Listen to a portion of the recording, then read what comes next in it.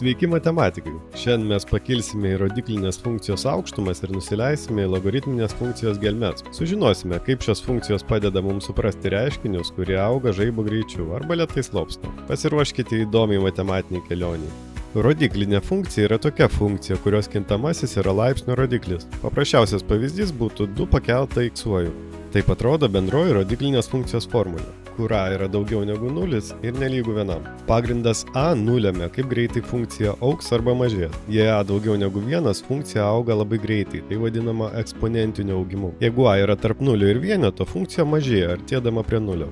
Galite pastebėti, kad rodiklinės funkcijos grafikai niekada nekerta x ašies, nesvarbu, koks būtų jų pagrindas. Jie arba kyla į viršų vis stačiau ir stačiau, arba leidžiasi žemyn vis lėčiau ir lėčiau, bet niekada nepasiekia 0. Logaritminė funkcija yra atvirkštinė rodikliniai funkcijai. Ji klausia, kokiu laipsniu reikia pakelti pagrindą a, kad gautume x. Taip atrodo bendroji logaritminės funkcijos formulė, kur a visą laiką daugiau negu 0 ir nelygu 1.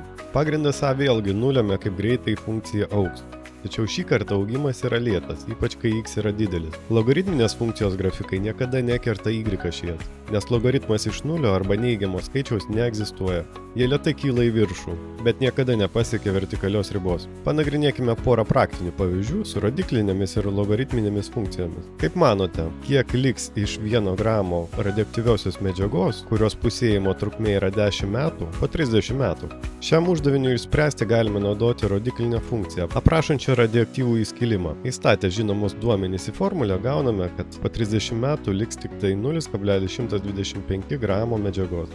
Dabar pamėginkime nustatyti, kiek kartų antrasis žemės drebėjimas buvo stipresnis už pirmąjį, kai pirmojo stiprumas buvo 5, o antrojo 7 pagal Richterio skalę. Intensyvumo skirtumas apskaičiuojamas 10 pakėlus skirtumų pagal Richterio skalę. Gauname, kad antras žemės drebėjimas buvo net 100 kartų stipresnis negu pirmasis. Šiandien susipažinome su rodiklinėmis ir logaritminėmis funkcijomis, kurios padeda mums suprasti ir modeliuoti procesus, kuriems būdingas sprogstamasis augimas ir laipsniškas mažėjimas. Beliko įtvirtinti naujai įgytas žinias, sprendžiant praktinius uždavinius, kuriuos galite rasti www.odisėja.lt svetainėje. O kitoje pamokoje susipažinsime su sinuso, kosinuso ir tangento funkcijomis. Išmoksime jas brėžti ir spręsti paprastas trigonometrinės lygtis. Iki greito!